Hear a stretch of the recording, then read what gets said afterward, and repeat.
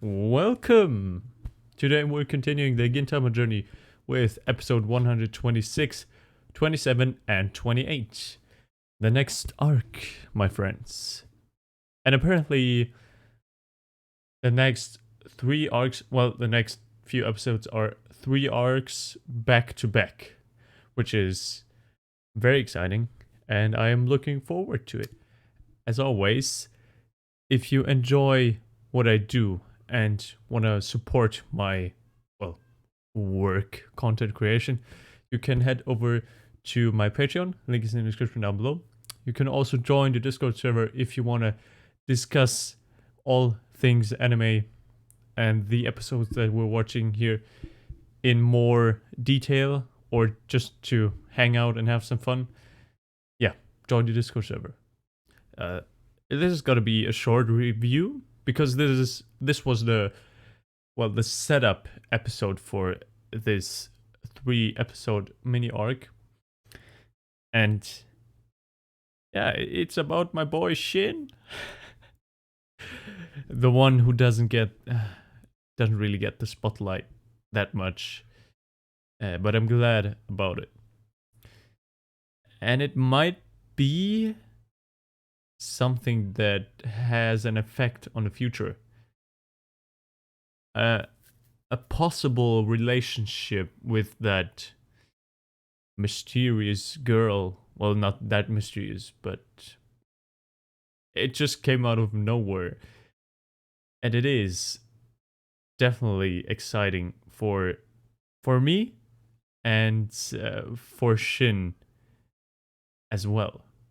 This might really become a very firm and strong relationship that continues throughout all of, the rest of Gintama.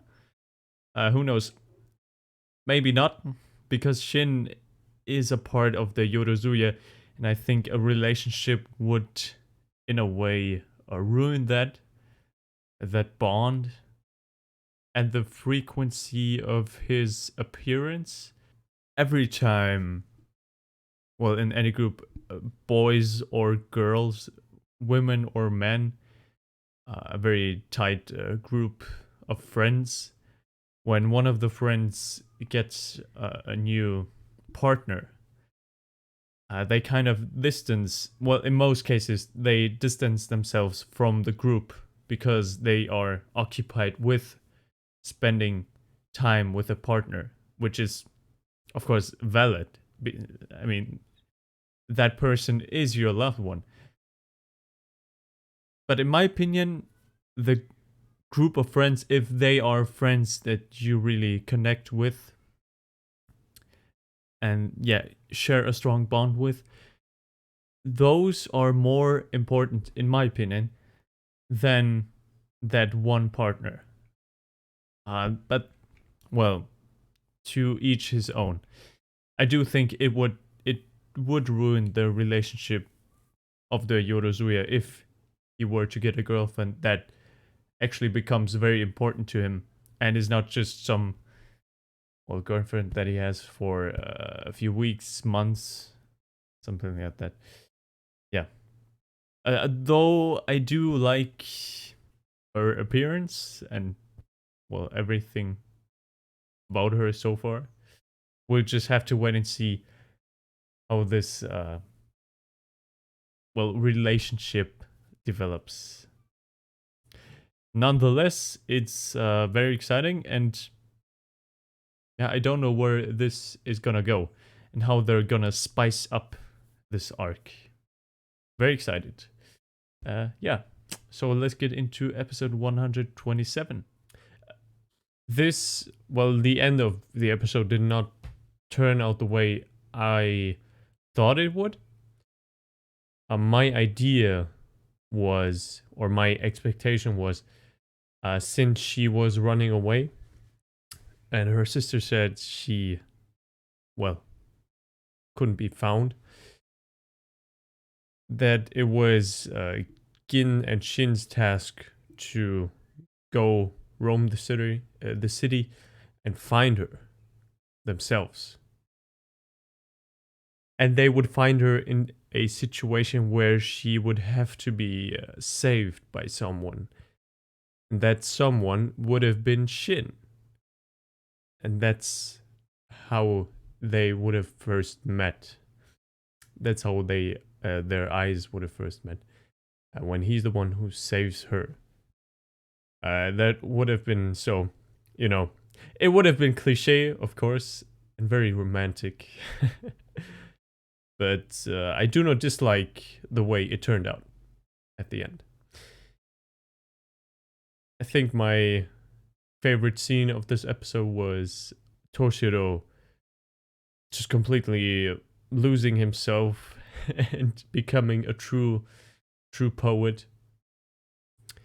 Someone who understands which words need to be written down. According to what is, or regarding what is said. Yeah, that was, the animation on that was pretty damn awesome. I enjoyed that. The whole intensity of the moment. It reminded me of a scene in Death Note. Yeah, I think you know which one I mean. Every time I'm referencing a different anime, I'm trying to not spoil anything for those who haven't seen that anime. I try my best. Sometimes I slip. That just happens, and I'm really sorry about that. But I try to be mindful about it. Yeah, it reminded me of a scene in Death Note. If you haven't watched Death Note, by the way, yeah, do that now. Yeah, what else to say about this episode? Yeah, the relatability. I said that in the reaction itself. Talked about it for a while, actually. The relatability of the girl with her social anxiety and not being confident in herself as a person, as a human being. At least in social situations. But that has a good reason, and I like that they conveyed this reason to us. And it was not just, well, she has social anxieties, she's very shy, but there is a background behind that. Which is her, well, not being sick anymore, I think they said. But at one point she was sick and could not leave the house. And I'm guessing it was a pretty long time that she had been ill. So she kind of disconnected from the outside world and didn't know it anymore, and didn't know social situations, didn't meet other people. The letter said the only ones she could talk to were her sister and the butler. If it was a butler, yeah, I think so. So yeah, that created a whole new character trait, no, persona, I guess you could say.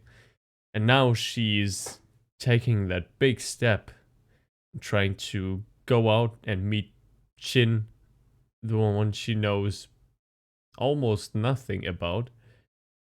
And I really respect her courage in this moment.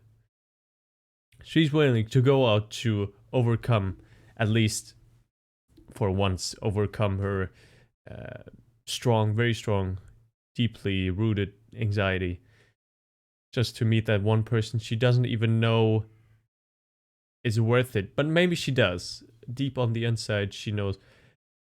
That reminds me also that she said that she found new friends because of the... Well, I mean, I was surprised that she was able to catch up on that it's written by different people every time. It does make sense because you can pick out when you read a letter or something or an email who wrote it, But you have to have some kind of awareness and empathy, I guess. And she has that, which I said she's a keeper, and I stand by that. Let's just see how this next episode plays out. Her meeting Shin, what's gonna happen? I'm excited. Let's get into the next episode, which is 128. Yeah, 128. This episode hit hard and hit home. Now, I've mentioned this in the last episode, in the reaction, in the review, and this episode in the reaction. I can sympathize with, what was it? Kirara, I think her name is. That's the one, yeah, she wrote down. Oh, such a beautiful scene, and I'm gonna talk about that for just a bit. But yeah, I can sympathize with her feelings, her thoughts, her actions. This environment she's found herself in was very, almost terrifying to her because of her strong social anxiety and timidness, shyness. A big step for her to get out there. And when the rooftop scene was really good. She mentioned herself to her sister that she couldn't have imagined standing in front of this kind of crowd, in front of this many people, but now she can. Granted, it was under different circumstances, not fearing death, all of that stuff. Different circumstances, but still, nonetheless, she leapt over her own shadow,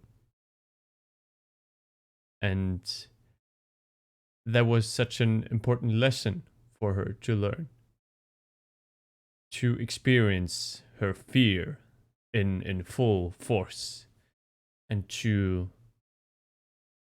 be with that, fear, not escape from it, not try to distance yourself from it, but to really get into the nitty-gritty of the fear, right into the core of it. That's when you realize that fear is not really what you think it is, and how you, well, at least how your mind perceives it. It is a very interesting topic for a meditation. Going into fear, experiencing it for a guided meditation. And I can sympathize with her so much because I felt and thought, and I still am feeling and thinking these kind of things. This social anxiety, this not being good enough, being a burden. Everyone else is just, perfect and so confident in themselves, and you're just a tiny little person that doesn't leave any impact, that doesn't have their own voice, their own opinion, their own character. And when you're really believing in this idea, in these kind of thoughts, it's very exhausting. It takes so much, in general, thinking and just focusing on a topic, and especially negative topics. They take away so much from your, well, even you could say your life force, your pure energy. And you can choose to direct your attention and your energy, but it takes time, and it's hard when you're set in that fear and this kind of mindset. And I still have a lot of issues with anxiety and social gatherings. It's not really social anxiety itself anymore, but kind of varied fears that just arose in time. Yeah, it's a very difficult topic to talk about, but it's a topic that is very dear to me and very intimate. And it's one that I am gonna talk about in the future on this channel when I'm picking up the spiritual videos again. It's just I didn't make those or upload those in a long time because I didn't feel like it was deserved. Didn't feel like I was qualified enough to talk about this stuff. It's true and it's not. Just because lately, these past few months, I haven't been very focused on my meditation and myself, being with myself. But I think I am getting back into it again. And when I feel like I want to talk about this stuff and I feel like I am qualified, I am the right one to talk about this, then I'm gonna upload these videos again. And I am gonna talk about anxiety and fear. Yeah. It's a bit off. Well, it is not off topic, but let's talk about the actual episode. Yeah, her bringing herself down. Well, I did not expect. Well, in hindsight, it was obvious that she was doing this as a setup to make Shin save her and then Urara fall in love with Shin. But while I was watching it, it was very genuine. Everything she said from her heart, from the depth of her mind and consciousness. The things that she suffers from and that she carries with her every day. Yeah, so everything she said, in my opinion, I'm 100% certain on this. She meant genuinely, not just to add to this setup to make it believable that she wants to try to take her own life. Now, but that taking her own life, she might have been like 50-50. She wanted to do it, but it was also due to the setup. More so that probably. But we got to know that she was in a dark place. And I am so fucking glad that it was not Gin this time who saved the protagonist of the arc, which is a very common occurrence. Gin with his actions and his words, saving or making the protagonist realize things about themselves. And in my opinion, it gets kind of tiresome because I want to see the other characters do that to help those in need.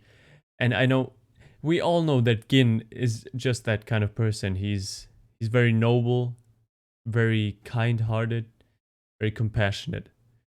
And we already know that. So I want to see that kind of stuff from the other main characters.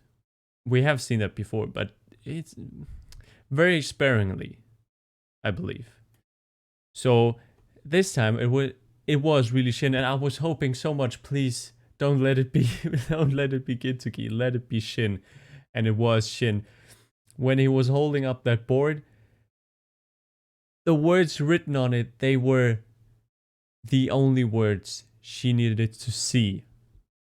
That was the perfect sentence. In that situation, he couldn't have picked anything more suited for uh, Kirara. Yeah, I'm forgetting your name already. Kirara, to see and to acknowledge, wait a second, he does understand me and what I wanted to convey with these letters that I wrote. And her realizing about herself, well, I wrote these letters not to anyone else specifically, but to myself as a call for help. She needed someone to, from the outside, not just her sister or, well, the butler, but someone from the outside, someone she could share her story with, that who doesn't know that story yet and doesn't know her yet.